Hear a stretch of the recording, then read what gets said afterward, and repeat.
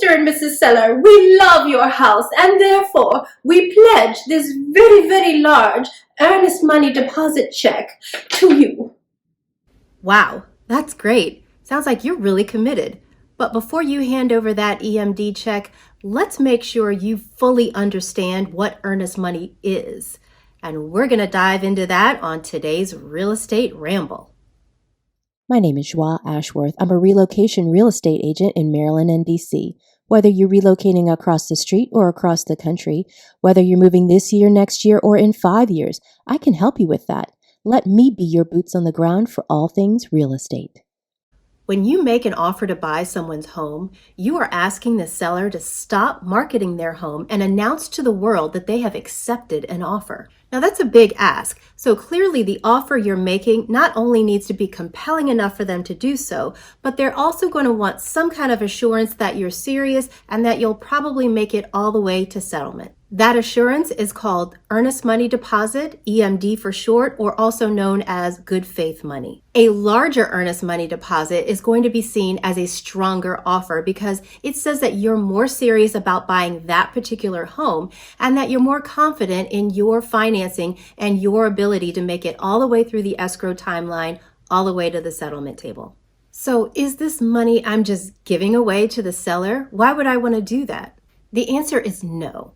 Your lender will give you a required loan estimate upfront no later than the date of contract acceptance. This loan estimate states your total estimated cash required to close. Now that you know that total, you can subtract the earnest money deposit that you pledged in your offer, and you only have to bring the remaining difference to settlement. Remember that your EMD is not the same as your down payment, which is a common misconception.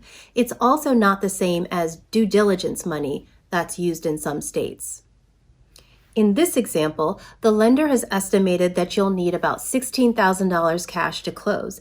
If you've decided to put up a $10,000 earnest money deposit, you'll only need to bring about $6,000 to the closing table, assuming that the seller accepts your offer.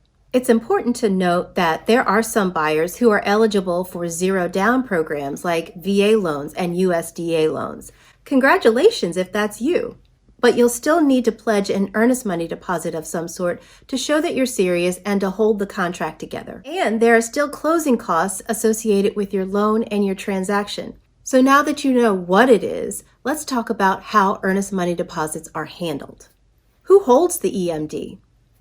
Well, at least in Maryland and DC, the earnest money deposit is held at the title company where settlement will occur. Sometimes EMDs are held by the buyer's agent's broker in their escrow account.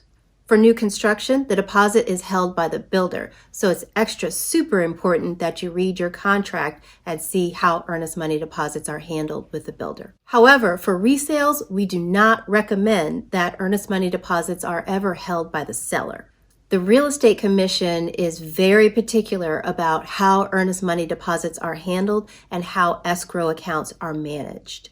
Escrow accounts are highly regulated, and earnest money deposit checks should never be made payable to a real estate agent. I've unfortunately seen shenanigans around this, so you'll want to run from any real estate agent suggesting that you make your earnest money payable to them or to cash. So how much does an earnest money deposit need to be? There is no set amount. A typical range is anywhere from 1% to 3% of the sales price. In a very hot seller's market, it is not unusual to see 5% or more, especially in the very pricey areas. In this example, the buyer offered an earnest money deposit that was more than the total she needed to bring to settlement.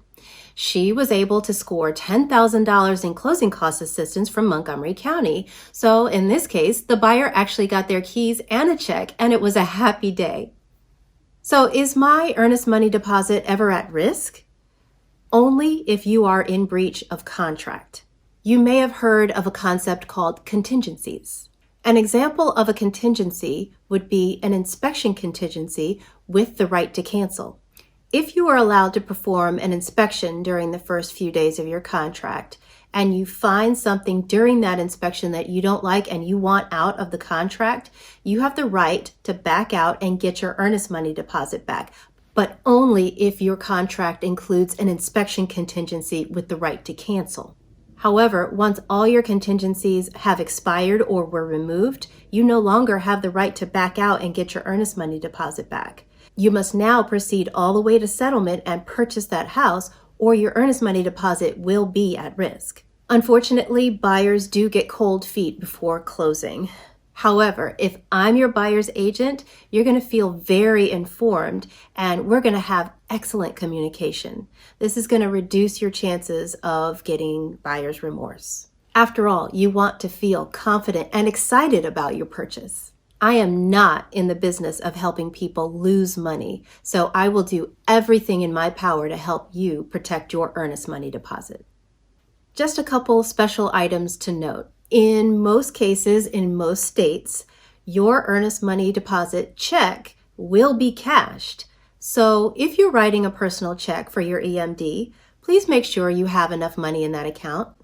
Please. We would hate for your personal check to bounce.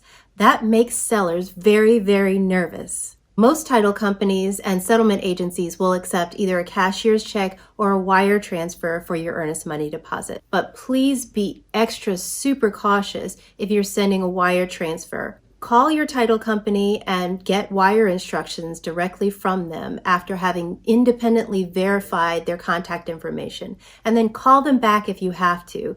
The real estate industry has experienced crippling wire fraud in the past few years, and we don't want you to become a victim.